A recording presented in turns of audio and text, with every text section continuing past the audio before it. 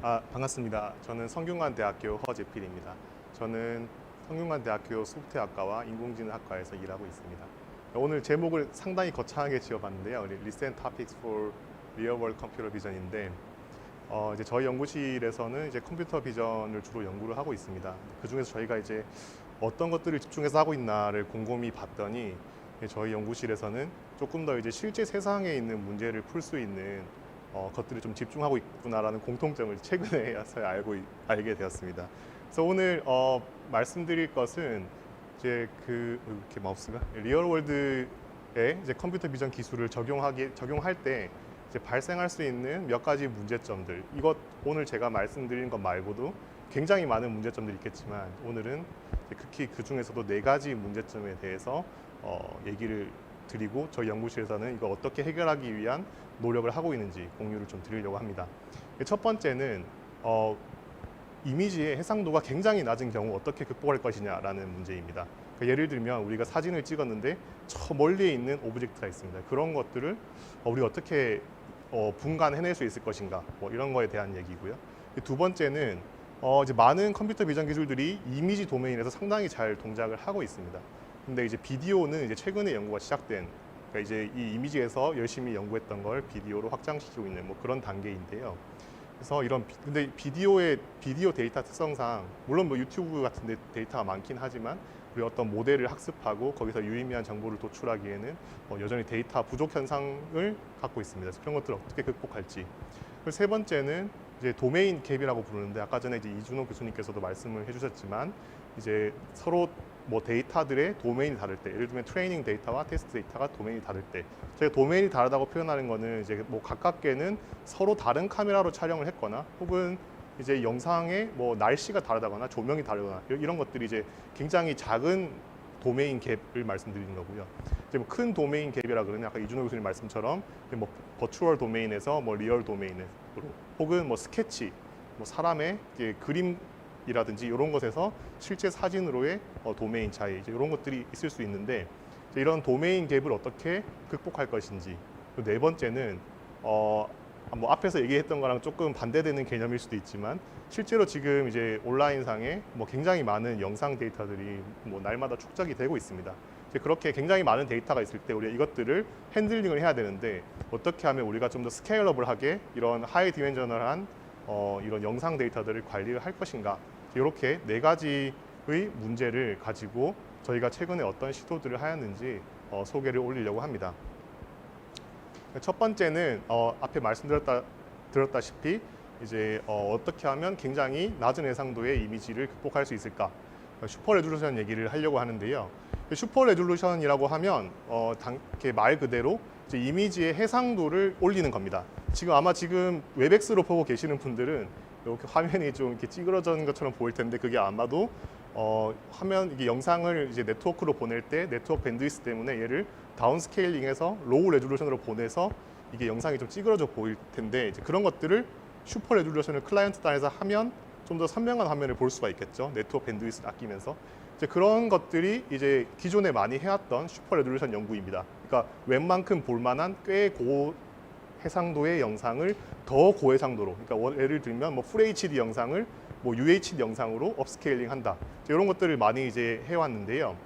저희가 이제 여기서 집중한 것은 이런 문제가 아니라 영상의 해상도가 너무너무 낮아서 어떤 형체를 알아볼 수 없는 베리 로우 레졸루션 이미지를 어떻게 우리가 그래도 좀 형체를 분간할 수 있을 정도의 로우나 뭐 미디움 정도로 업스케일링 해보면 어떨까. 예를 들면 8x8 64픽셀 정도를 뭐 예를 들면 더 높은 픽셀로 해서 업스케일링해서 형체를 알아볼 수 있는 걸로 바꾸겠다, 뭐 이런 연구를 해보면 어떨까라는 생각을 했습니다. 여기 보시는 예제와 같이 이렇게 엄청 이렇게 군중이 있을 때 여기서 어떤 한 사람의 얼굴을 확대해서 보고 싶어요. 이런 이제 어플리케이션이 될 수 있는데, 실제로 이거는 굉장히 작은 뭐 8x8 픽셀 정도 될 겁니다. 실제로 얘를 슈퍼 레졸루션을 해서 어떤 사람인지 아이덴티티를 알아볼 수 있을 정도로 업스케일링하는 것.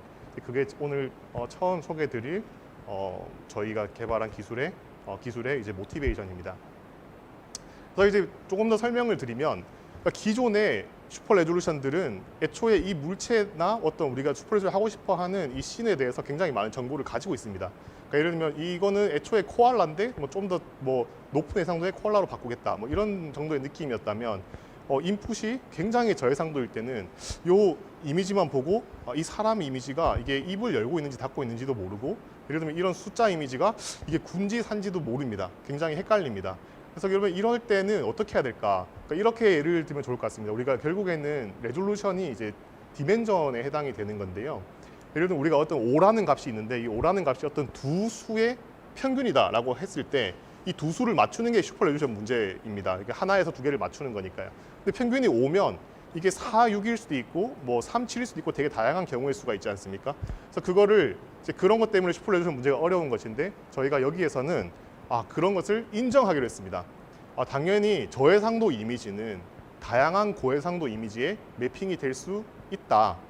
그거를 인정을 하고 우리는 슈퍼 레졸루션 모델이 하나의 아웃풋을 내는 게 아니라 다양한 아웃풋을 내면 좋겠다라는 이제 모티베이션으로 연구를 하였습니다. 그러니까 이것이 활용될 수 있는 걸 생각을 해보시면 우리가 어떤 범죄자를 잡고 싶어요. 범죄자를 잡고 싶은데 우리가 이제 갖고 있는 거는 범죄자의 얼굴 DB가 있어서 어떤 사진을 넣으면 이거 사람을 검색을 할 수 있다고 했을 때 우리가 이게 어떤 용의자가 있는데 이 용의자의 해상도가 너무 낮아요. 사진을 촬영했는데. 그러니까 이거를 예전에 디터미니스틱한 메소드로 이렇게 하나로 슈퍼 레졸루션해서 얘로 검색을 해서 못 찾으면 땡이잖아요. 근데 이거를 만약에 우리 10개의 경우의 수를 만들어서 10개를 각각 검색을 해서 하나라도 걸리면 우리가 범죄자를 잡을 수 있으니까 뭐 그런 식의 애플리케이션을 생각해 주시면 좋겠습니다. 뭐 자동차 번호판도 마찬가지고요.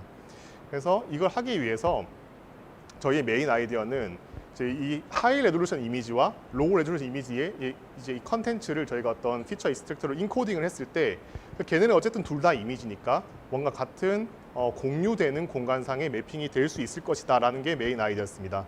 근데 여기에서 하이 레졸루션 이미지는 이제 컨텐츠가 어느 정도 정해져 있기 때문에 이제 이것이 매핑 모델이 얘를 피처로 변경했을 때 이 피처가 존재할 수 있는 영역은 상당히 적습니다. 왜냐하면 이미 정보가 굉장히 많이 정해져 있기 때문이죠. 근데 이제 로우 레졸루션 이미지 같은 경우에는 이제 얘의 이제 가능성이 무궁무진한 거죠. 얘가 뭐가 될지 모르니까. 그래서 이 친구는 이런 어떤 레이턴트 레프렌트를 바꿨을 때 얘가 가질 수 있는 그 범위랄까요? 이게 좀 넓게 됩니다. 그래서 우리가 이 차이를 인정을 하되 대신에 이 로우 레졸루션 이미지에서 인코딩한 정보 그리고 이것의 HR 카운트 파트에서 인코딩한 레이턴트 코드의 정보가 비슷한 분포를 따르도록 저희가 이제 KL 다이버전스 로스를 이용해서 이제 분포를 맞추도록 학습을 하였습니다.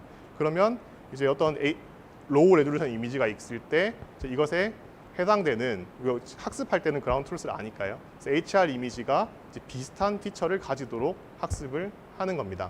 그래서 이런 방식으로 저희가 슈퍼 레졸루션 모델을 이제 학습을 할 수가 있고요. 제가 이건 만약에 실제로 이제 베리에이션을 하게 이제 인퍼런스를 한다. 그러니까 뭐 5개의 어떤 로우 레졸루션 이미지에서 5개의 아웃풋을 내야 된다라고 하면 이제 로우 레졸루션 이미지에서 레이턴트 피처를 추출을 해서 걔를 레이턴트 스페이스에 놓고 이제 그 친구의 분포가 있지 않습니까? 그 분포에서 저희가 랜덤 샘플링을 한 다음에 제네레이션을 하면 이제 여러 개의 베리에이션을 한 이미지 결과들을 얻을 수가 있었습니다. 그래서 이 기술의 이제 정량적인 결과는 뭐 기존 기술보다 좀 좋아졌다는 거고 기존에는 이제 어떤 모델을 학습했을 때 인풋을 주고 잘 동작을 하지 않으면 그걸로 끝이에요. 근데 저희는 계속 샘플링을 다시 하면서 좋은 결과가 나올 때까지 반복할 수 있다라는 게 이제 장점이 될 수 있겠습니다. 그래서 이 기술은 작년 ECCB에 발표되었습니다. 번호판 영상 같이 이렇게 앰비규어스한 데서도 저희가 검증을 하였습니다. 두 번째로 소개드릴 거는 이제 비디오를 어떻게 정복할 것인가라는 얘기인데요. 이제 그 중에서도 이제 저희가 이제 겐을 얘기를 할 겁니다. 비디오 겐을 말씀을 드릴 건데요. 그러니까 우리가 뭔가 어떤 이 영상을 이해한다라는 거를 달리 말하면 우리가 뭔가를 만들 수 있다 그러면 이 영상을 만들 수 있다 그러면 이 영상의 많은 부분을 우리가 이해하고 있다라고 생각할 수 있거든요. 예를 들면 뭐 우리가 뭐 만들 수 없는 것은 이해할 수도 없다. 뭐 이런 유명한 말이 있더라고요. 그래서 그런 것 같이 이제 개인이라는 게 다들 이제 뭔가 이게 제너레이티브 모델이라고만 생각하실 수 있는데 사실은 제가 생각하기에는 이거는 어떤 데이터 디스트리뷰션을 이해하는 것이다라고 이제 접근을 하고 있습니다. 그래서 어쨌든 아까 앞에서 이준호 교수님께서도 말씀 주셨지만 이제 개인이 이미지 도메인에서는 상당히 잘 동작하고 있습니다. 실제 사람이 분간하지 못하는 실제보다 더 실제 같은 이미지들을 굉장히 잘 만들고 있는데요. 근데 이게 비디오를 만들어 보라라는 태스크에서 아직까지 굉장히 연구가 많이 필요한 상황입니다. 그 이유가 뭐냐면 다양한 이유가 있겠지만 일단은 비디오는 이미지보다 한 차원이 더 있습니다. 바로 템포럴 도메인이죠. 이렇게 시간축에 대한 추가적인 정보가 있기 때문에 우리가 학습하고자 하는 어떤 공간이 훨씬 더 복잡합니다. 그래서 여기 그림이 있는데요. 결국에는 우리가 이제 개인을 학습한다라는 것을 달리 말하면 이 데이터의 디스트리뷰션을 알겠다라는 말과 같은데, 예를 들면 여기 P라는 게 어떤 확률 분포 함수잖아요. 이 확률 분포 함수에 저런 실제 사람 얼굴을 넣으면 이 P의 값은 굉장히 높게 나와야 됩니다. 그게 우리가 그 디스트리뷰션을 학습했다라는 의미잖아요. 그래서 P에 저기에 이제 실제 존재할 수 없는 이상한 더미 사진을 넣었다, 노이즈를 넣었다. 그럼 거기에 그 P 값은 굉장히 낮게 나오는 그런 P를 학습하는 게 이제 개인을 학습한다라는 이제 의미라고 이제 저는 이해를 하고 있는데요. 그러면 이제 P에 이미지를 넣으면 저기에 보시는 바와 같이 그냥 2디멘셔널 스페이셜 데이터를 넣어서 확인하는 겁니다. 근데 이게 동영상으로 가면 이 이미지들이 이제 템포럴 축으로 여러 장이 되게 되는 거죠. 이 여러 장을 놓고 이것들이 이 영상의 이 이미지의 시퀀스가 실제로 존재하는 거니 확률이 몇 프로니라고 물어보는 거니까 당연히 굉장히 학습하기가 더 복잡해지겠죠. 그래서 뿐만 아니라 비디오 데이터는 또 이미지보다 또 훨씬 더 데이터 수도 적고요. 그리고 학습하는데 굉장히 많은 리소스가 듭니다. 그래서 굉장히 도전적이라고 할 수 있는데요. 그래서 그럼 이걸 어떻게 할 것인가 제가 곰곰이 생각을 해봤더니 아까 전에 그 이미지 같은 경우에는 이렇게 이미지에 가로 세로 채널에서 이게 3차원 데이터인데 동영상은 이제 거기에 시간축이 붙으니까 4차원이지 않습니까? 차원이 하나가 더 높아서 훨씬 더 넓은 공간 스페이스 상에서 비디오가 존재할 수 있는데, 사실은 그 중에서 우리가 이 비디오는 실제 존재할 수 있는 비디오야, 의미 있는 비디오라고 하는 그 포션은 굉장히 국소적입니다. 굉장히 적은 영역만이 실제 비디오에 매핑이 될 수 있는데요. 그래서 그러면 개인은 이제 개인을 학습한다는 건 그 영역들을 찾아내는 거죠. 그래서 근데 그 방대한 영역에서 작은 영역들을 찾아내는 게 너무 어렵기 때문에 우리가 생각했던 거는 비디오라는 것, 그러니까 리얼리스틱한 비디오라는 것은 어떤 특성을 갖고 있을까? 이제 요거를 개인 학습에 활용하면 어떨까라는 생각을 했습니다. 그게 이제 크게 두 가지를 생각을 했는데요. 첫 번째는 한 영상이 있으면 이 영상 안에서 사람이 등장한다든지 어떤 컨텐츠가 등장했을 때 그것의 어피어런스가 급격하게 변하면 안 된다. 그래서 이게 어피어런스의 컨시스턴시를 처음에 생각을 했습니다. 두 번째는 어떤 모션이 있으면 이 모션은 뭔가 템포럴리 코헤런트 해야 된다. 템포럴 코헤런시를 생각을 했습니다. 그게 뭐냐면 뭔가 동작을 하는데 뭔가 연속적으로 이루어져야지 이게 갑자기 뚝뚝 끊기면 안 된다는 그런 말입니다. 그래서 이 두 개가 사실 되게 당연한 건데 이 조건을 이제 이 비디오 스페이스에서 이 조건을 만족하는 영역을 찾아라라고 하면 굉장히 많은 부분이 줄어들게 됩니다. 그래서 굉장히 이제 영역이 줄어들게 돼서 개인 학습에 용이하게 되는데요. 그럼 이 조건을 어떻게 모델한테 인포스 할 것인가를 생각해 보았습니다. 그것은 저희가 생각한 거는 셀프 슈퍼비전 태스크를 이제 개인한테 주자라는 겁니다. 그래서 이게 보시면 이게 이제 비디오 개인이라는 게 결국에는 이제 우리가 어떤 레이턴트 코드를 샘플링 해가지고 얘를 제네레이트에 넣고 얘가 이제 비디오 어떤 프레임들을 만들어내면 이거를 이제 일반적인 비디오 게임 프레임워크는 이제 이미지는 이미지대로 디스크리미네이션을 하고 비디오는 비디오대로 디스크리미네이션 하는 보통 이런 구조를 많이 갖고 있습니다. 기존의 비디오 게임들이. 저희는 여기서 큰 변화를 하진 않고요. 여기에서 아까 말씀드린 그 영상 내에서 어피어런스가 비슷해야 된다는 것을 이제 이미지를 샘플링해서 이 이미지들의 어피어런스가 비슷하냐 이걸 컨트라스티브 러닝으로 이제 저희가 모델링을 했고요. 그리고 영상 안에서 템포럴하게 이제 코헤런트한가라는 것은 저희가 이제 템포럴 셔플링을 해가지고 이렇게 영상 프레임들이 있으면 얘네를 섞습니다. 프레임들을 마구잡이로 섞은 다음에 이것들을 순서를 맞출 수 있냐. 예를 들면 우리가 1, 2, 3, 4 프레임이 있었는데 1, 4, 2, 3으로 섞었어요. 순서를. 그러면 이 모델이 1, 4, 2, 3이네요 라고 맞출 수 있으면 얘는 이런 모션을 이해하고 있다라고 생각할 수 있다고 저희가 가정을 했습니다. 그래서 이렇게 두 개의 셀프 슈퍼비전 태스크를 이 전체 모델에 부여함으로써 저희가 비디오 게임 학습의 속도도 빠르게 하고 성능도 많이 올릴 수 있게 되었습니다. 그래서 이제 저희가 이제 비디오 퀄리티 매저는 FVD라는 걸 많이 쓰는데 아마 개인에서 FID를 많이 보셨을 겁니다. 그 FID를 비디오로 확장한 게 이제 FVD고요. 저희가 굉장히 좋은 성능을 얻게 되었고 이게 이제 실제로 영상인데요. 뭐 아직까지 이미지 도메인에 비하면 퀄리티가 많이 떨어지지만 떨어지기 때문에 오히려 앞으로도 연구할 게 많지 않나 생각됩니다. 이제 이 기술은 이제 올해 CVPR에 발표된 웍입니다. 이제 그 다음으로 말씀드릴 거는 이제 도메인 문제입니다. 도메인 문제 중에서 저희가 집중한 거는 제로샷 도메인 어댑테이션인데요. 아까 이제 이준호 교수께서 워낙 설명을 잘 해주셔가지고 제가 이제 인트로는 아주 간단하게 하겠습니다. 도메인 어댑테이션은 결국에는 어떤 모델을 학습하는데 이게 이제 소스 도메인 그리고 타겟 도메인으로 나눠진 상황에서 요 둘이 서로 다른 분포를 가지고 있다고 가정을 합니다. 예를 들면 뭐 버추어 도메인, 리얼 도메인 뭐 이런 식인 거죠. 그래서 이게 특징은 소스 도메인은 레이블이 있고요. 타겟 도메인은 레이블이 없습니다. 그래서 타겟 도메인에 레이블이 없다는 거는 이제 레이블링이 보통 비싼 도메인, 뭐 리얼 월드 혹은 뭐 그런 걸 얘기하는 거고요. 소스 도메인은 이제 레이블이 싼 거, 뭐 거의 공짜인 뭐 버추얼 세상 이런 것을 얘기하는 거죠. 그래서 이제 이거의 이제 목표는 보통은 이제 코스트가 싼 이런 도메인에서 학습을 해서 이제 코스트가 비싼 도메인으로 날리지를 트랜스퍼 하겠다. 뭐 이런 게 이제 도메인 어댑테이션의 특성인데 저희가 이번에 풀었던 문제는 이 중에서도 제로샷 도메인 어댑테이션이라는 문제입니다. 조금 복잡한데요. 보면 크게 이제 네 개의 셀이 있습니다. 네 개의 이제 그 데이터의 구분이 있는데 첫 번째는 소스 도메인의 irrelevant 태스크입니다. 그러니까 이거는 우리가 결국 풀고 싶어 하는 건 타겟 도메인의 태스크 오브 인트레스트거든요. 제 오른쪽 아래에 있는 요 문제를 풀고 싶은 겁니다. 요 문제를 풀기 위해서 우리가 위에 있는 이렇게 요 세 개를 가지고 모델을 학습을 하는 겁니다. 그러니까 지금 우리가 구분하고 싶은 거는 요 신발과 옷, 신발이냐 옷이냐를 구분하는 문제라고 했을 때 이제 그 irrelevant 태스크에서는 이 옷과 신발에 관계없는 다른 프로블럼, 예를 들면 숫자를 구분하는 이제 이런 문제에 대해서 우리가 타겟과 소스 도메인의 데이터를 모두 가지고 있습니다. 레이블을 포함해서요. 보통 이쪽이 레이블이 싼 쪽을 얘기를 하는 거겠죠. 그리고 소스 도메인의 같은 문제의 레이블을 가지고 있습니다. 근데 그냥 일반적인 도메인 어댑테이션 여기서 타겟 도메인에 레이블이 없는 데이터를 가지고 있거든요. 근데 여기서는 타겟 도메인을 그냥 처음 보는 상황에 대응을 하겠다라는 것이 이게 이제 기존 문제와 다른 점입니다.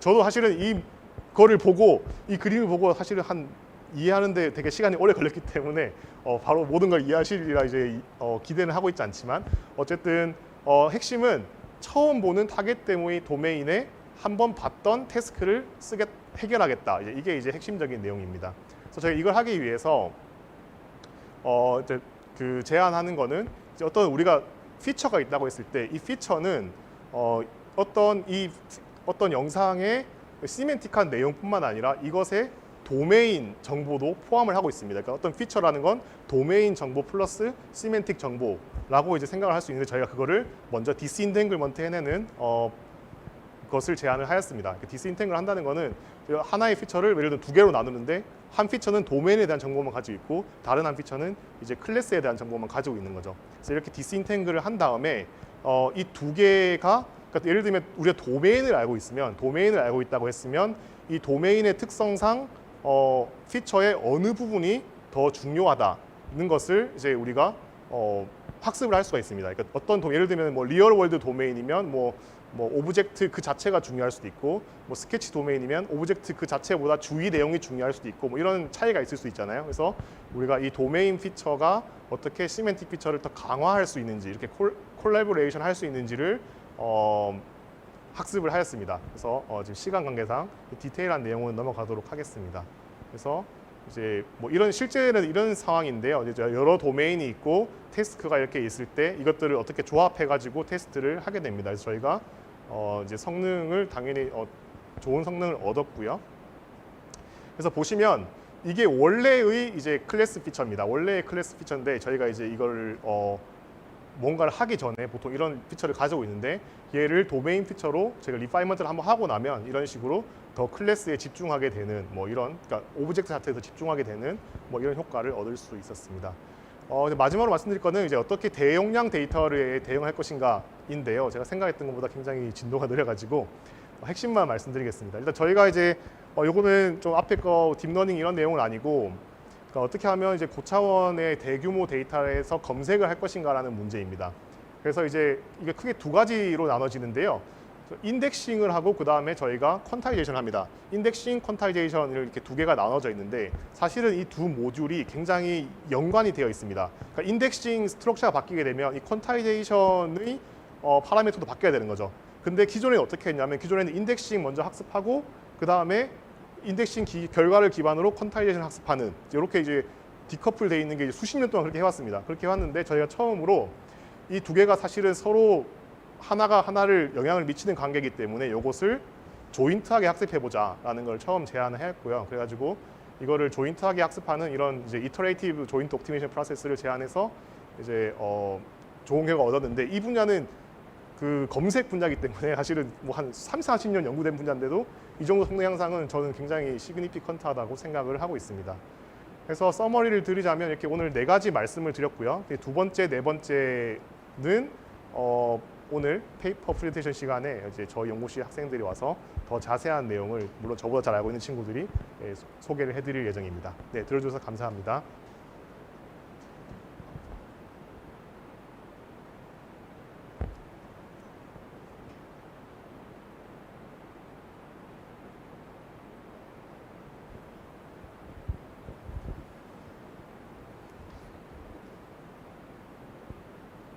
네, 질문이 하나 올라왔는데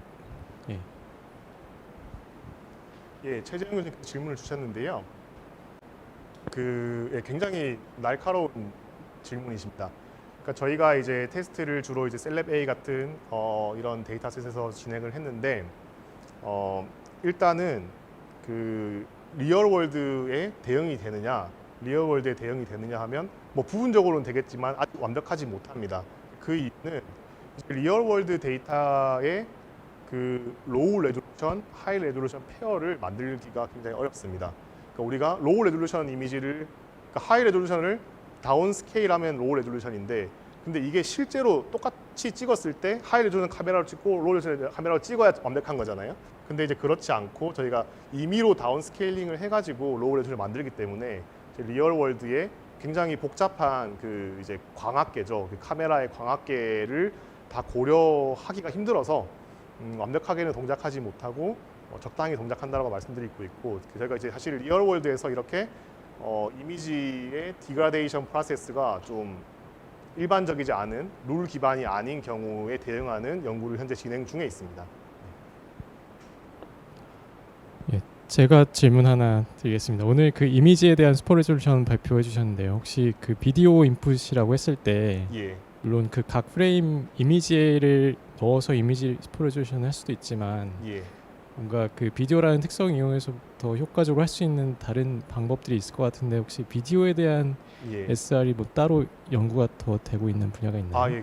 뭐 저도 하고 있지는 않지만 이제 비디오 슈퍼 레졸루션 연구 분야도 있고요. 그게 이제 거기는 이제 그 교수님 말씀처럼 템포럴 코헤런시죠. 이게 영상이 급격하게 변하지 않는다는 가정을 가지고 속도도 빠르게 할 수 있고 정확도 성능 향상도 얻을 수 있는 힌트로 이제 활용하는 것이 이제 있는 것 같다고 생각하고 있습니다. 예, 알겠습니다. 질문이 하나 더, 2개 더 올라왔네요. 일단은 이제 그 마지막 연구에서 사실은 저희가 이제 하이 다이멘셔널 데이터의 예제로 이제 이미지를 사용했는데, 알고리즘 자체는 데이터가 하이 디멘셔널 데이터기만 하면 동작을 합니다. 예를 들면 이제 문서가 뭐 제가 옛날 거밖에 몰라서 뭐 105부 워드 이런 걸로 돼 있다고 하면 이제 그것도 검색이 가능하다고 생각을 합니다. 그리고 다른 영상에 일단은 그 황준원 연구원님께서도 되게 좋은 질문을 주셨는데요. 일단은 저희가 이제 어피어런스 컨시스턴시랑 뭐 이게 뭐 모션 코헤런스 이런 것들을 고려를 했는데요. 일단은 저희가 테스트 데이터에는 이렇게 말씀하신 것처럼 이렇게 컷신으로 나눠지는 영상은 없습니다. 그러니까 애초에 저희가 이제 굉장히 뭐 롱텀 뭐 예를 들면 뭐 5분짜리 영상을 만든다 이제 이런 것들을 주 타겟팅하는 건 아니고요. 뭐 수십 프레임 정도, 1초, 2초 정도죠. 그 정도 영상을 만드는 게 주 타겟이기 때문에 이제 그런 것은 사실 아직 고려가 되어 있지 않습니다. 굉장히 좋은 질문이고 장기적으로 봤을 때는 말씀하신 그런 이제 실제 영상들을 만들 수 있는 연구를 하면 좋다고 생각을 하고 있습니다. 제로샷 도메인 로테이션에서 신발이랑 옷을 구분하기 위해 엠리스트 숫자를 이용한 것이 이미지의 배경을 익히기 위함인지. 예, 또 굉장히 좋은 질문인데요. 그러니까 신발이랑 옷을 어떤 특정 도메인, 예를 들면 신발이랑 옷이 이제 컬러 이미지 도메인이라고 하고 이제 엠니스트가 흑백 도메인이라고 했을 때 그러니까 신발이랑 옷에 흑백이 있죠. 이게 굉장히 헷갈립니다. 그죠? 신발이랑 옷에 흑백이 있고 엠니스트 흑백이 있고 엠니스트 컬러가 있죠. 이게 주어진 거고 이제 신발이랑 옷 컬러 이거가 이제 우리가 하고 싶은 태스크죠. 그래서 하고 싶은 거는 이 두 도메인 사이에서 그러니까 지금 컬러랑 흑백 도메인이 있는 거죠. 간단하게 이 컬러랑 흑백 도메인의 피처들을 어떻게 트랜스포메이션 하면 이게 시멘틱이 맞게끔 매핑이 되냐. 그러니까 여기 컬러에 있는 이 이미지가 이제 우리가 학습을 완벽하게 한 이 흑백 도메인의 피처로 어떻게 컨버팅 될 건가 그 트랜스포메이션을 배우는 거고요. 실제로 해보면 배경도 상당히 중요한 피처다. 그 트랜스폼을 배우기 위해서라는 거는 예, 맞는 말씀입니다.